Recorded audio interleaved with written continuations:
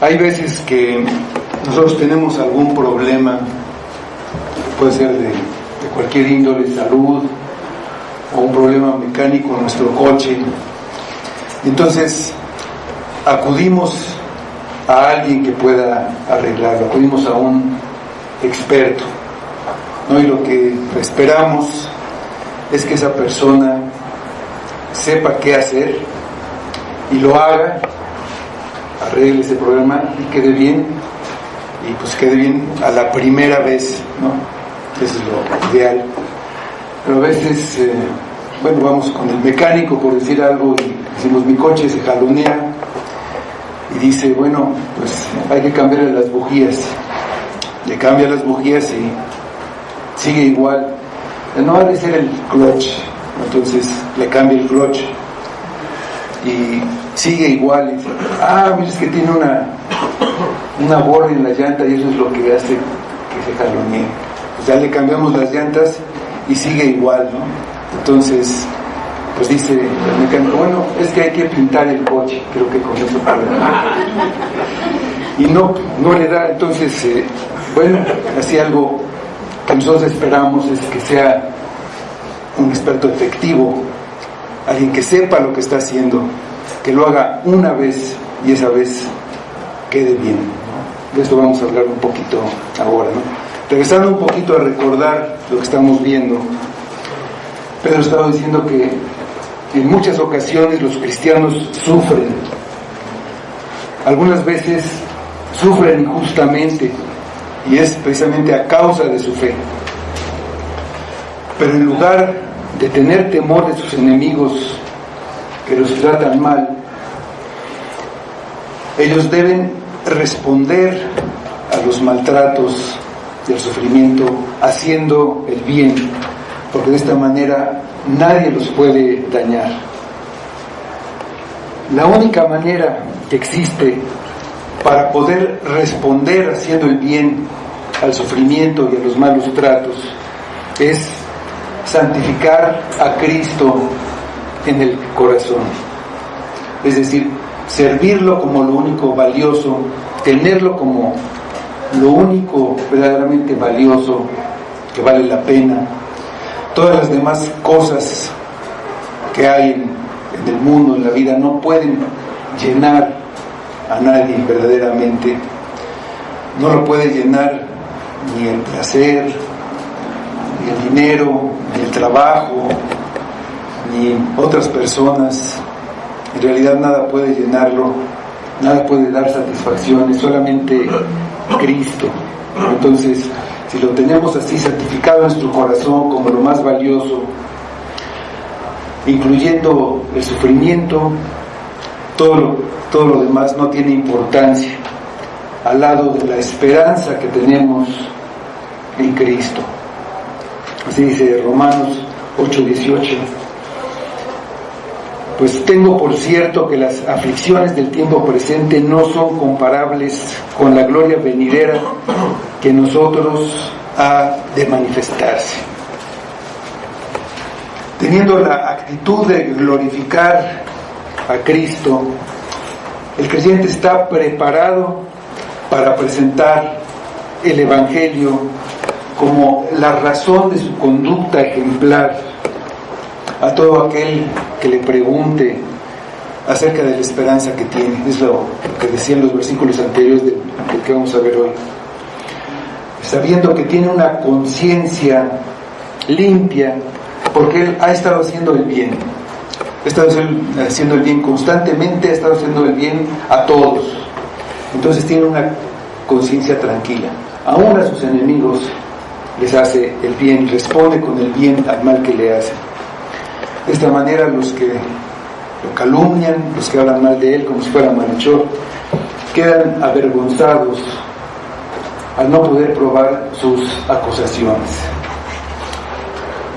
Si la voluntad de Dios es que padezcamos, es mejor que lo hagamos haciendo el bien que haciendo el mal. Es lo que dice el versículo anterior. Vamos a 1 de Pedro, capítulo 3, versículo 18, para seguir con nuestro estudio de esta epístola de Pedro. y vamos a tomar este versículo, el versículo 18.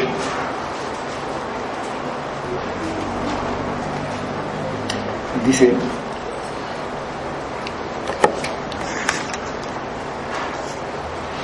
vamos a leer el 17 para hilarlo, pero vamos a tomar el 18. Dice: porque mejor es que padezcáis haciendo el bien, si la voluntad de Dios así lo quiere, que haciendo el mal. Porque también Cristo padeció una sola vez por los pecados, el justo por los injustos, para llevarnos a Dios, siendo a la verdad muerto en la carne, pero vivificado en espíritu. En este versículo, Pedro nos habla de los padecimientos de Cristo, como lo hizo también en el versículo del capítulo 2, en el versículo 21, cuando dijo que Cristo era un ejemplo de los que sufren injustamente. Aquí nos dice que no es solamente un ejemplo. Aquí nos habla de la obra redentora de Cristo en la cruz. Nos dice varias cosas de los sufrimientos de Cristo. El enfoque es distinto. El primer enfoque del capítulo 2, versículo 21, es que Cristo es un ejemplo. Él sufrió y nosotros seguimos sus pisadas, así dices, como un ejemplo. Aquí el enfoque es Cristo como nuestro Redentor. Aquí habla de los sufrimientos. Primero vamos a ver la razón de los sufrimientos de Cristo. La razón de los sufrimientos de Cristo. Dice el versículo: porque también Cristo padeció una sola vez por los pecados. El Evangelio enseña que Cristo murió por nuestros pecados. Esta es la base del Evangelio. No podemos ser salvos si no entendemos y no creemos esta verdad. Cristo murió por nuestros pecados. Esa es la base de todo. Vamos a 1 Corintios, capítulo 15, versículos 1 a 4, 1 a 3, nada más. Donde tenemos un pequeño resumen de lo que es el Evangelio. Aquí viene diciendo que este es el Evangelio y esta verdad en otro lugar de la Biblia. Dicen estos versículos. Dice Pablo, el apóstol Pablo, a los Corintios: además os declaro, hermanos, el Evangelio que os he predicado, el cual también recibisteis, en el cual también perseveráis, por el cual, asimismo, si retenéis la palabra que os he predicado, sois salvos si no creísteis en vano. Porque primeramente os he enseñado lo que asimismo recibí, que Cristo murió por nuestros pecados conforme a las Escrituras. Esta verdad es la base de todo lo que creemos. Cristo padeció por los pecados. ¿Por qué padeció por los pecados? ¿Qué hace el pecado? ¿Qué hace necesario que Cristo padezca por el pecado?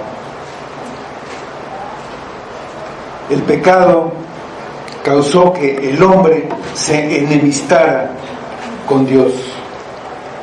Al principio había comunión entre Dios y el hombre, pero el hombre pecó, desobedeció lo que su Creador le había ordenado y rompió la comunión con él. Por eso Dios lo echó de su presencia. Vamos a Génesis 3, 22. Génesis capítulo 3, versículo 22.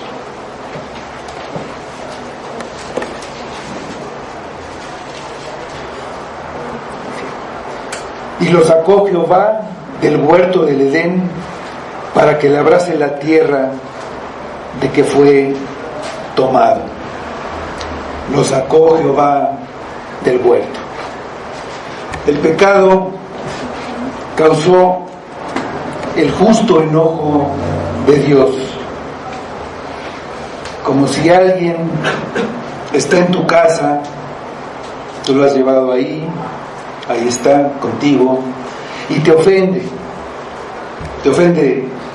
hace cosas terribles, y tú lo echas, y le dices: fuera de mi casa, vete, fuera, no quiero que estés aquí en mi casa después de lo que hiciste, después de que me has ofendido tan vilmente.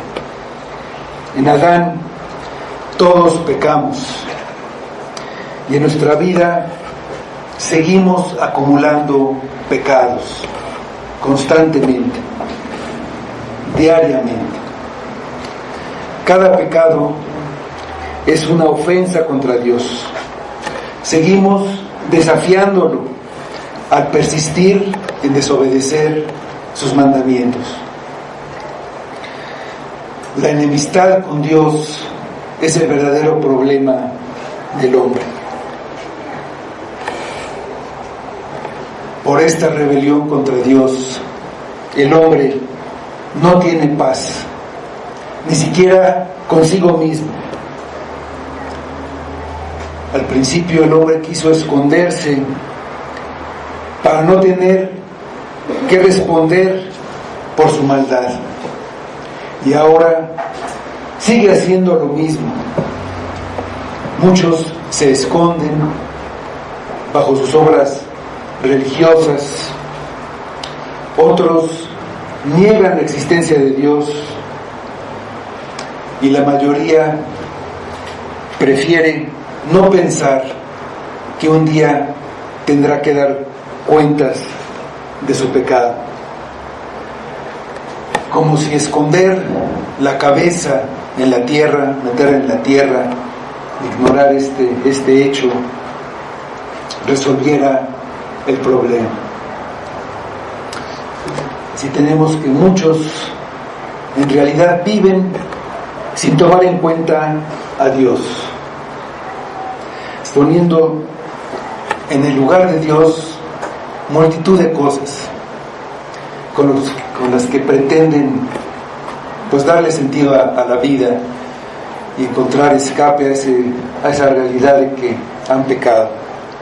Ponen toda clase de ídolos en el lugar de Dios, a quienes sirven, cosas incluso no malas como el trabajo o otras cosas, pero quieren complacer a ese ídolo que empieza con ellos mismos.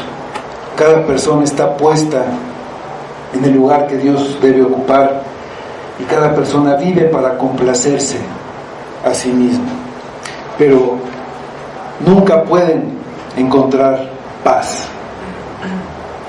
Vamos a Isaías, al libro de Isaías, al capítulo 57, versículos 20 y 21.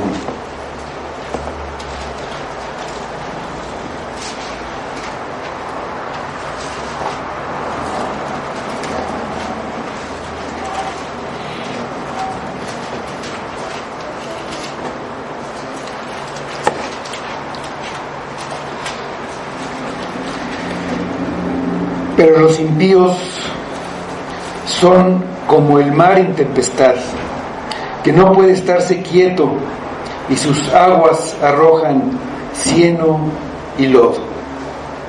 No hay paz, dijo mi Dios, para los impíos. No hay paz para los impíos. No hay paz para los que están enemistados con Dios. Para que haya paz entre el hombre y Dios, es necesario que se quite de en medio de ellos lo que los separa y lo que causa el enojo de Dios. Dios está airado, está enojado contra el pecador todos los días. Está repetido muchas veces en la Biblia. Dios no solamente odia al pecado, está enojado con el pecador. Lo que lo separa, entonces, es el pecado. Y el hombre no puede hacer nada para quitar el pecado. Dios le dijo al hombre que si pecaba, moriría, que si lo desobedecía, iba a morir. Cuando lo echó del paraíso, Él le cortó el acceso al árbol de la vida, por lo que en algún momento moriría. El castigo por el pecado es la muerte. Desde el principio, desde la creación, Dios demostró al hombre que por medio de un sacrificio Dios podía cubrir al hombre pecador. Dios sacrificó a unas víctimas inocentes para cubrir la piel del hombre avergonzado por su pecado. El hombre trató de hacerlo con sus medios, por medio de hojas, de plantas, pero eso no satisfacía a Dios. Tuvo que morir alguien, una víctima inocente. Dios lo hizo estos vestidos para el hombre, pero de todos modos el hombre fue echado de la presencia de Dios, fue expulsado del paraíso. El hombre necesita ser reconciliado y él no puede hacerlo. Él no pudo cubrirse con esas plantas. Dios lo hizo. Dios lo hizo. En todo el sistema de sacrificios del Antiguo Testamento, la sangre derramada de los corderos apaciguaba la ira de Dios, pero solamente esos sacrificios señalaban el sacrificio perfecto de Cristo.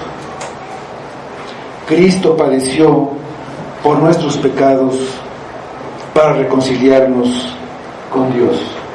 Vamos a 2 de Corintios, capítulo 5, versículos 19 a 21.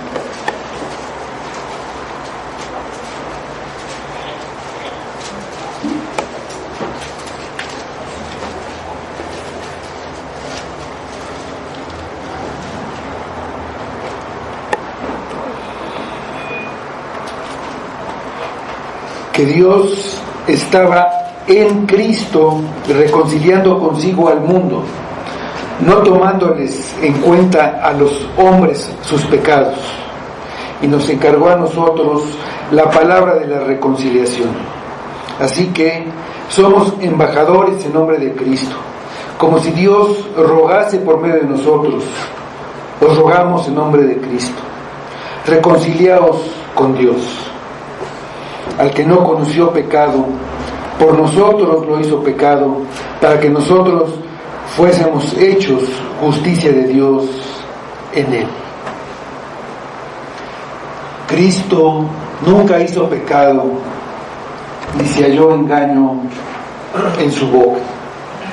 Sin embargo, padeció por los pecados, un sufrimiento injusto. Los corderos sacrificados por los sacerdotes debían ser perfectos, sin defecto, literalmente dice sin mancha, para que fueran aceptados para ser sacrificados. Así Cristo, el Cordero de Dios, no conoció pecado. Si hubiera tenido un solo pecado, su muerte habría sido por sus propios pecados y no hubiera podido pagar por el pecado. Él no merecía padecer, pero su sufrimiento abrió las puertas del cielo a personas pecadoras que merecían sufrir. Los creyentes sufren injustamente. Su manera de reaccionar a ese sufrimiento injusto, a esos malos tratos, su manera de reaccionar haciendo el bien, da la gloria a Dios. Los enemigos que ven este comportamiento ilógico son bendecidos al ver la gloria de Dios. Es mejor padecer haciendo el bien, si Dios así lo quiere, que haciendo el mal, porque Cristo padeció por los pecados. El sufrimiento de los suyos, Dios lo usa para hacer el bien. Esto lo han experimentado los creyentes al recibir la salvación gracias a los sufrimientos de Cristo. Por lo que ellos pueden hacer el bien cuando reciben el sufrimiento, porque también Cristo padeció por los pecados, como dice el versículo. El sufrimiento de Cristo trajo la paz entre los creyentes y Dios. El pecado debe ser castigado necesariamente, como lo manda la ley. La paga del pecado es muerte. Desde el principio estaba establecida la pena por no cumplir con la ley. Dios le dijo al hombre que si comía del árbol del bien y del mal, moriría. Y el hombre comió. Después hubo innumerables desobediencias a la ley moral de Dios. La pena era la misma, la muerte. Dios es el juez. Y como juez justo, tiene que cumplir lo que manda la ley. Tiene que castigar el pecado. Si no cumpliera con eso, no sería justo, no sería un juez justo, sería injusto. La sangre de los corderos no quita el pecado. Es la fe en el sacrificio de Cristo, cuya sangre fue derramada para el perdón de los pecados, lo que satisface la justicia. Vamos a Romanos, al libro de Romanos, capítulo 3, versículos 24 a 26.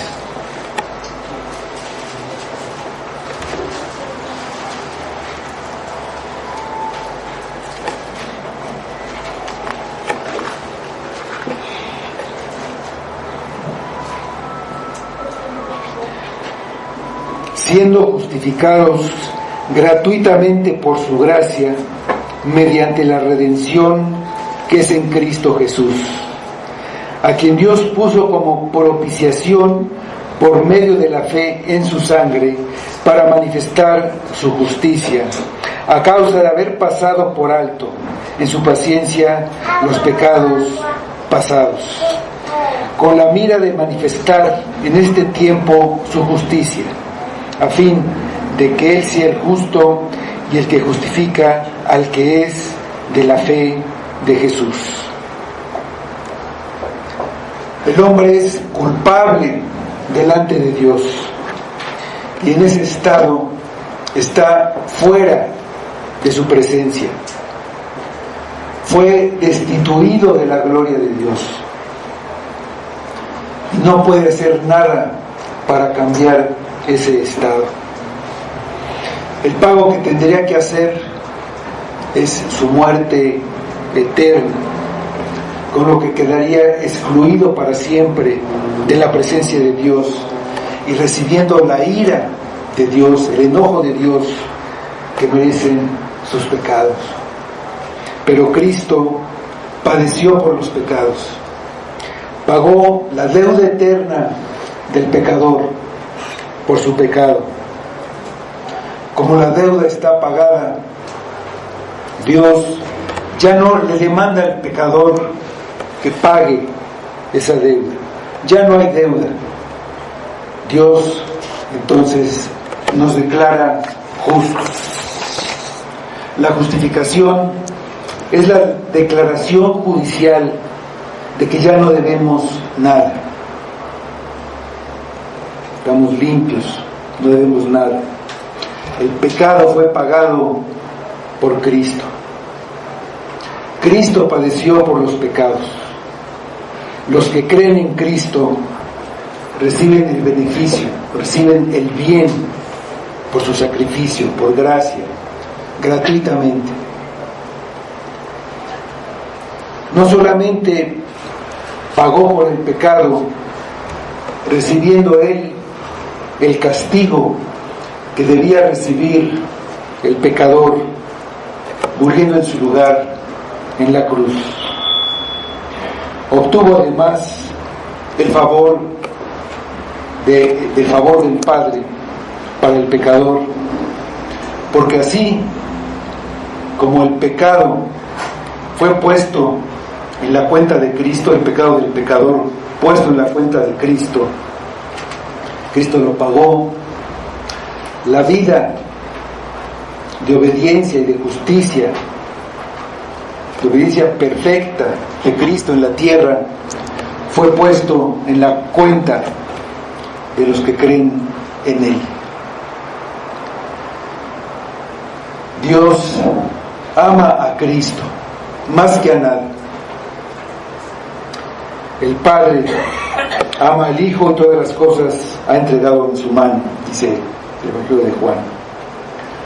Por la fe puesta en Cristo, el creyente está unido a Cristo. Y Dios, al ver al pecador, ve a Cristo. Lo ve como a su Hijo amado. Lo hace su Hijo. Lo adopta como hijo. Además del perdón, Cristo obtuvo el amor de Dios para el pecador perdonado, al que Dios ve como su Hijo. Lo ve igual que a Cristo. Es mi Hijo en quien tengo complacencia. Igual, así lo ve. El padecimiento de Cristo compró la paz con Dios para los creyentes. Él dio el pago para quitar el pecado que trajo la enemistad. Vamos a Isaías 53, 5.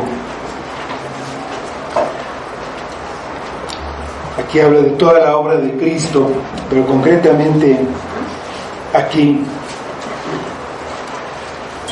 habla de que el castigo de nuestra paz lo pagó Cristo.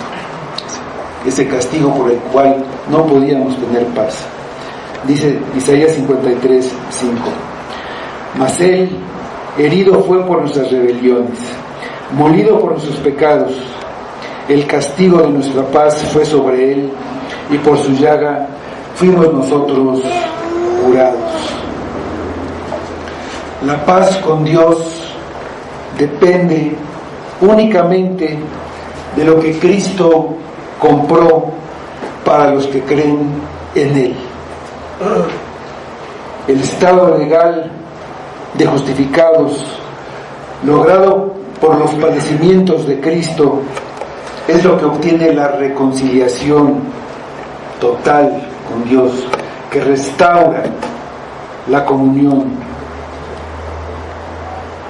También nos hace herederos como hijos ya, herederos de la herencia de las riquezas de Cristo, que ahora esperan recibir como hijos de Dios. Vamos a Romanos 5, 1.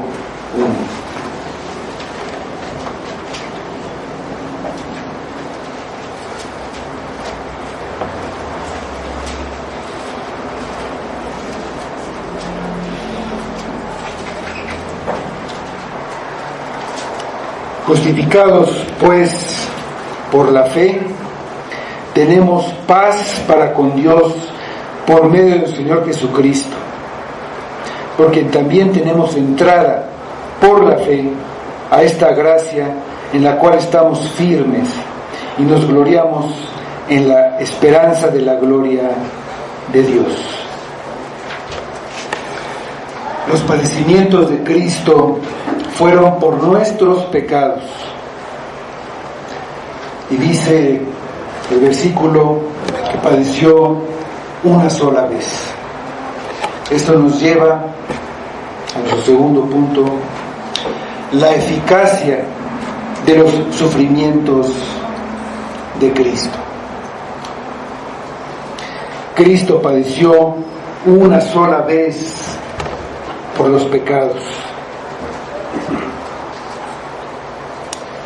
Cuando alguien del pueblo de Israel pecaba, tenía que ofrecer un sacrificio para obtener el perdón. Tenía que ir al sacerdote, que era el único que podía ofrecer sacrificios, para que el sacerdote fuera su intermediario y el sacerdote presentara el sacrificio. El oficio del sacerdote era el de ser el representante del pueblo ante Dios.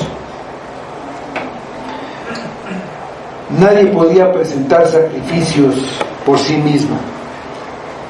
Solo los sacerdotes podían entrar al lugar santo donde estaba el altar. El altar era el lugar donde se presentaba la sangre, y ahí presentaba la sangre de los sacrificios. Había todavía otro lugar que estaba separado por un velo, era el lugar santísimo, y ahí estaba el arca de la alianza, una caja cubierta de oro por todos lados, y arriba sobre esa arca estaban las figuras de los querubines. Si eso representaba pues el lugar santísimo, y ahí estaba la presencia de Dios. Y ahí solamente el sumo sacerdote, y solamente una vez al año, podía entrar a la presencia de Dios después de haberse purificado, después de haber presentado sacrificios por su pecado y aún por los pecados que el pueblo había cometido y ni siquiera sabía que los había cometido. El pueblo jamás podía estar ahí. Estaba separado de Dios, no podía estar en su presencia por causa del pecado. No había manera que tuviera acceso a este lugar santísimo. Ni siquiera al lugar santo podía entrar. Si el sacerdote había pecado, también debía presentar un sacrificio por su propio pecado. El sacrificio consistía en la muerte de una víctima de la que se derramaba la sangre, y el resto era quemado. Esto se repetía cada vez que alguien pecaba. Vamos al libro de Levítico, capítulo 4, versículos 1 a 4. Ahí está hablando de los sacrificios. Había varios tipos de sacrificios, pero este era el sacrificio por haber pecado.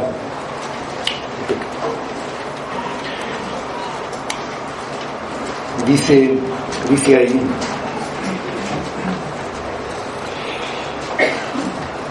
habló Jehová a Moisés diciendo: habla a los hijos de Israel y diles: cuando alguna persona pecare por yerro en algunos de los mandamientos de Jehová sobre cosas que no se han de hacer, e hiciere alguna de ellas, si el sacerdote ungido pecare según el pecado del pueblo, ofrecerá a Jehová por su pecado que habrá cometido un becerro sin defecto para expiación.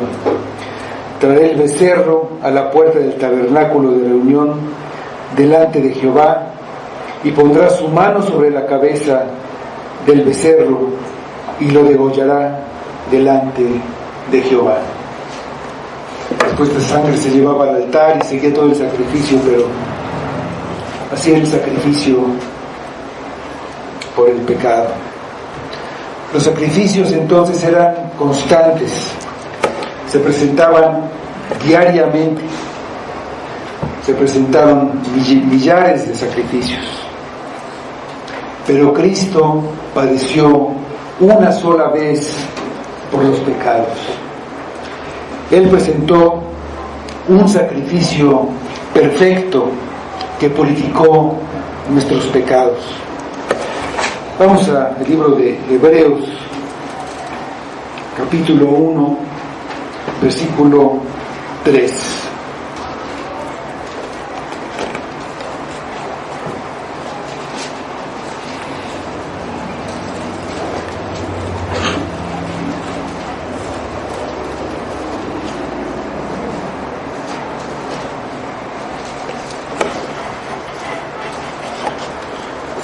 El cual, está hablando de Cristo, el cual, siendo el resplandor de su gloria y la imagen misma de su sustancia, y quien sustenta todas las cosas con la palabra de su poder, habiendo efectuado la purificación de nuestros pecados por medio de sí mismo, se sentó a la diestra de la majestad en las alturas. Cristo no necesitaba presentar un sacrificio por su propio pecado. Él era sin pecado. Él es el sacerdote perfecto.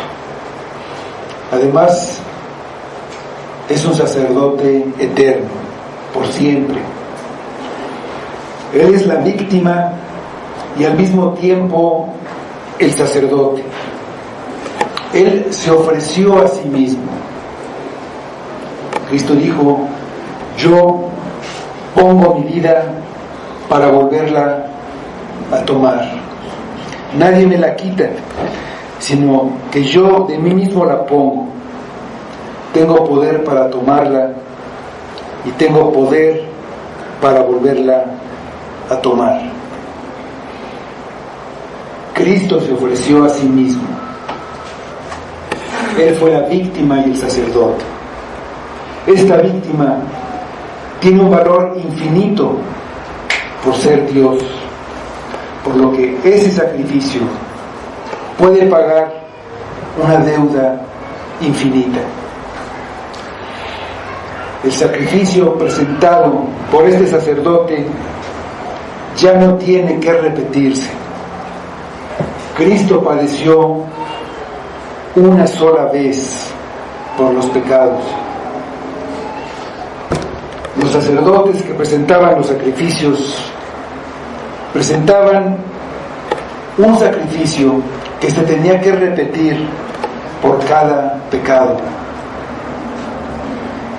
Así como leíamos en la confesión de fe que debemos confesar cada pecado de los que somos conscientes. Cada pecado que ellos reconocían tenían que presentar un sacrificio. Y ellos, como sacerdotes, los sacerdotes que lo presentaban, duraban poco tiempo como sacerdotes. Eran ordenados al cumplir 30 años y a los 50 dejaban de ser sacerdotes, y además pues ellos morían. Cristo es un sacerdote que vive para siempre. El suyo es un sacrificio perfecto.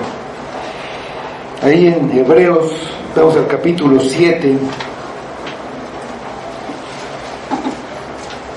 versículos 23 a 28. Ahí en estos capítulos, en estos pasajes de Hebreos, trata todo este tema con mucho detalle. Vamos a ver ahí estos versículos. Dice: Y los otros sacerdotes llegaron a ser muchos, debido a que por la muerte no podían continuar. Mas este, por cuanto permanece para siempre, tiene un sacerdocio inmutable, por lo cual puede también salvar perpetuamente a los que por él se acercan a Dios. Por él se acercan a Dios, es importante, viviendo siempre para interceder por ellos, porque tal sumo sacerdote nos convenía, santo, inocente, sin mancha, apartado de los pecadores y hecho más sublime que los cielos, que no tiene necesidad cada día, como aquellos sumos sacerdotes, de ofrecer primero sacrificio por sus propios pecados y luego por los del pueblo, porque esto lo hizo una vez para siempre, ofreciéndose a sí mismo, porque la ley constituye sumos sacerdotes a débiles hombres, pero la palabra del juramento posterior a la ley, al Hijo, hecho perfecto para siempre. Cristo padeció una sola vez, el justo por los injustos. Cristo, que es justo, es el justo, tomó los pecados de gente injusta, como si fueran esos pecados de él, como si fueran propios, y sufrió por esos pecados. Pedro ha estado hablando de sufrir injustamente, un sufrimiento injusto, pero es un sufrimiento que tenemos propio, es injusto, es no merecido. Haciendo lo bueno se sufre, pero aquí dice que Cristo no sufrió por otros, Dios no sufrió por sí mismo, sufrió por otros, no sufrió por el justo, sino por el injusto. Es decir, Él toma el lugar de alguien que no hizo lo bueno, por el contrario, que hizo lo malo, por lo cual debía ser castigado, debía sufrir por su maldad. Eso era merecido. Pero Cristo, el justo, padeció por los injustos, tomó el lugar de ellos y sufrió por la injusticia de ellos. Podemos sentirnos desconsolados y tristes por los sufrimientos injustos de Cristo, y hasta podemos sentirnos culpables porque Él sufrió por nuestras maldades y no por las de Él. Pero más bien debemos tener compasión por nuestra alma, porque nuestras maldades merecen ese sufrimiento. La consecuencia de nuestro pecado es sufrimiento, y la consecuencia de nuestro pecado es nuestra condenación. La tristeza debe ser por nosotros mismos. Vamos al Evangelio de Lucas, capítulo 23, versículos 27 y 28. Aquí Cristo va a ser crucificado, va en su ruta para ser crucificado. Y había quienes se ponían tristes al ver la injusticia. Y aquí vemos lo que pasó. Lucas 23, 27 y 28. Dice: y le seguía gran multitud del pueblo y de mujeres que lloraban y hacían lamentación por él. Pero Jesús, vuelto hacia ellas, les dijo: hijas de Jerusalén, no lloréis por mí, sino llorad por vosotras mismas y por vuestros hijos. Nosotros podemos preguntarnos, ¿por qué estamos sufriendo? ¿Por qué esa enfermedad? ¿Por qué la muerte de un ser querido? ¿Por qué me quedé sin trabajo? Y podemos pensar que Dios nos está castigando por nuestro pecado. Nuestra conciencia nos acusa. En el fondo sabemos que el pecado merece un castigo. Y al ver ese sufrimiento que tenemos, entonces nos podemos preguntar, ¿soy salvo? ¿Le puede ir tan mal a un hijo de Dios? ¿O podemos saber con toda certeza que no somos salvos, que nunca nos hemos arrepentido y que no hemos creído verdaderamente en Cristo, que nunca hemos confiado en Él? Cualquiera que sea el caso, podemos ir a la cruz, ver a Cristo y decirle a nuestra alma: el castigo de nuestra paz fue sobre Él, el justo por los injustos. Si te reconoces pecador, arrepiéntete de tus pecados. Sabes que merecen ser castigados.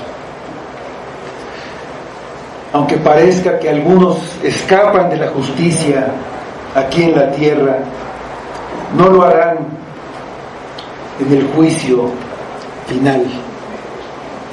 Ven a Cristo confiando en Él, solamente en Él para tu salvación. No hay otro sacerdote ni otro sacrificio que te pueda salvar. Si vienes a Cristo, Él no te rechaza, como no lo hizo con el ladrón que estaba a su lado, también crucificado, y que lo vio como lo que Cristo era. Lo vio y se arrepintió, creyó en Cristo. Vamos a ir a Lucas, en el versículo, el capítulo que estamos, 23, versículos 41 a 43. Estaban dos ladrones crucificados, uno a cada lado. Uno no creyó, no se arrepintió y hasta se burlaba de Cristo. Vimos lo que pasó con el otro.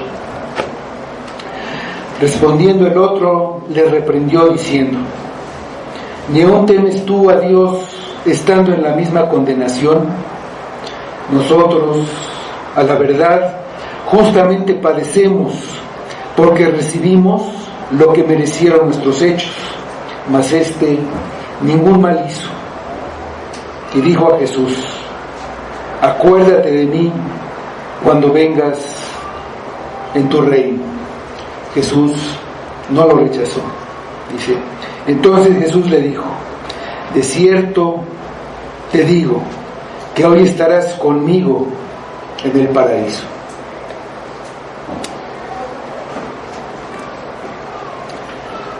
Los sufrimientos de Cristo en nuestro lugar nos salvan. Su sacrificio es eficaz. Padeció una sola vez, lo hizo por nosotros. ¿Para qué este sufrimiento tan atroz?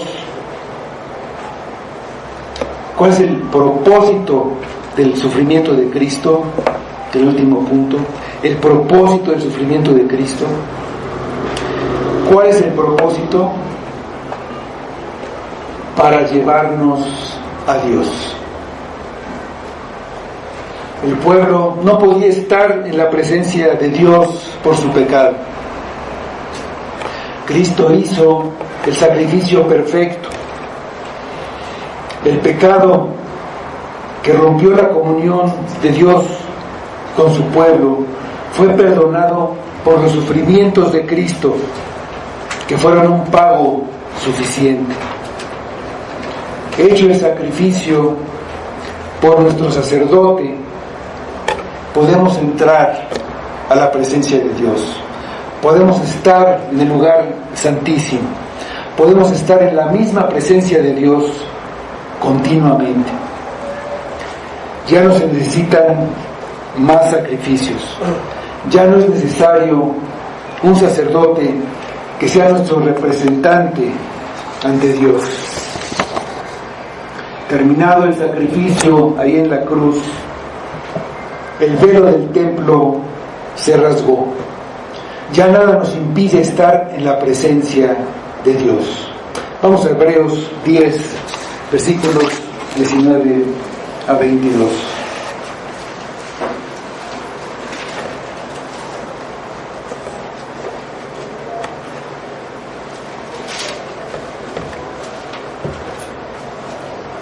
Así que, hermanos, teniendo libertad para entrar en el lugar santísimo por la sangre de Jesucristo, por el camino nuevo y vivo que Él nos abrió a través del velo, esto es, de su carne, y teniendo un gran sacerdote sobre la casa de Dios, acerquémonos con corazón sincero, en plena certidumbre de fe, purificados los corazones de mala conciencia y lavados los cuerpos con agua pura.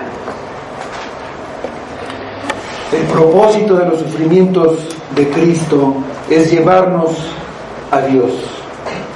Estábamos lejos, pero ahora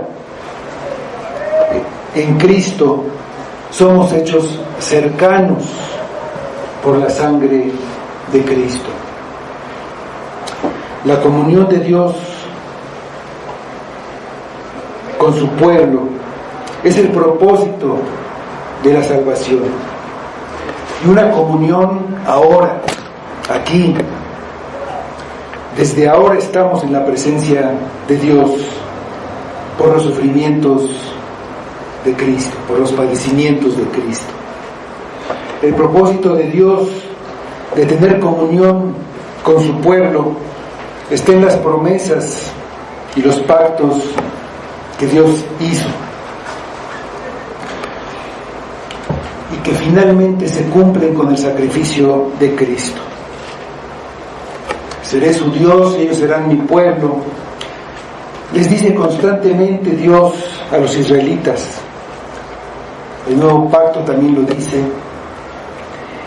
Y el cumplimiento final será cuando los creyentes estén constantemente en la presencia de Dios, con su herencia en la Jerusalén celestial, ya al final de todo, con el cuerpo ya resucitado. Vamos a Apocalipsis 21, 3 y 4.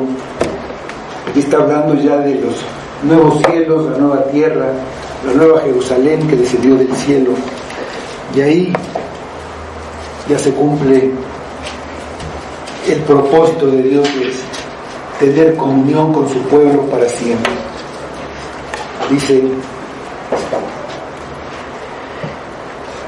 y oí una gran voz del cielo que decía: he aquí el tabernáculo de Dios con los hombres, y Él morará con ellos, y ellos serán su pueblo, y Dios mismo estará con ellos como su Dios. Enjugará Dios toda lágrima de los ojos de ellos, y ya no habrá muerte, ni habrá más llanto, ni clamor, ni dolor, porque las primeras cosas pasaron. Los sufrimientos de Cristo, una sola vez por los injustos, nos trajo la salvación. Si Cristo sufrió por los injustos. ¿Me voy a negar a sufrir por hacer el bien? Si Cristo sufrió por mí para perdonar mis pecados y llevarme a Dios, no quiero sufrir, no quiero molestarme, no quiero tener incomodidades para que otros vean a Cristo. El versículo de Pedro, que estamos estudiando, termina diciendo: siendo a la verdad muerto en la carne, pero vivificado en espíritu. Esta parte de la experiencia de Cristo la vivimos ahora.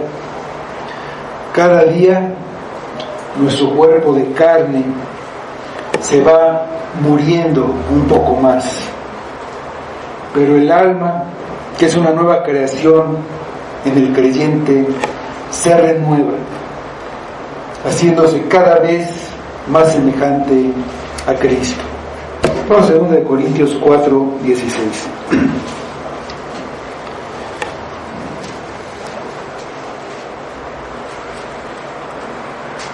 Por tanto, no desmayamos. Antes, aunque nuestro hombre exterior se va desgastando, el interior no obstante se renueva de día en día. Siendo la verdad muerto en la carne, pero vivificado en el espíritu. Eso también lo experimentamos en nuestra muerte.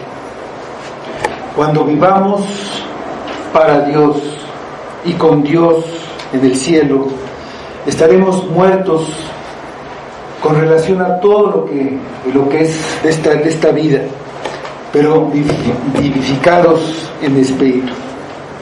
Y finalmente lo experimentaremos en nuestra resurrección, cuando seremos resucitados no como carne y sangre, sino como cuerpos espirituales, cuerpos glorificados.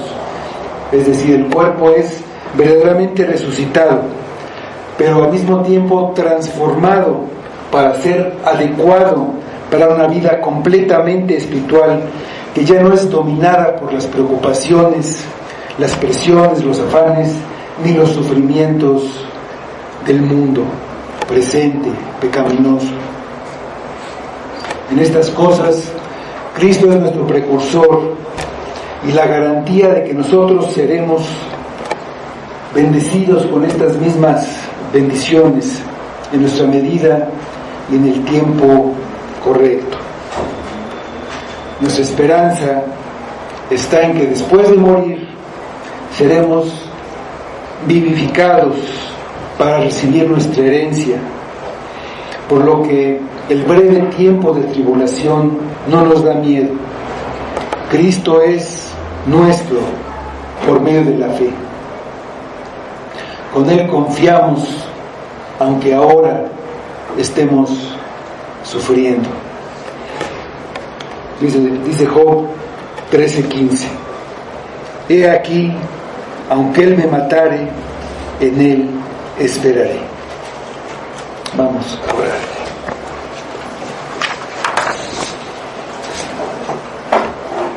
Señor, te damos